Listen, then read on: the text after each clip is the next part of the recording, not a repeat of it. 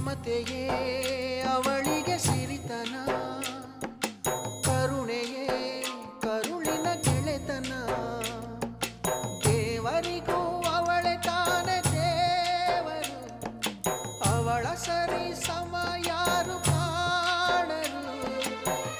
ಅವಳ ಪ್ರೀತಿಯಲ್ಲಿ ಜಗವೇ ಬೆಳಗುವುದು. ಅಮ್ಮ ನಿನಗೂ ಮೊದಲು ಜಗದಲ್ಲಿ ಯಾರಮ್ಮ, ಹೆತ್ತವಳು ಯಾರಮ್ಮ, ಹೊತ್ತವಳು ಯಾರಮ್ಮ. ಅವಳಿದೆ ಅಮೃತದೇ ಉತ್ತರವು ಇದೆಯಮ್ಮ.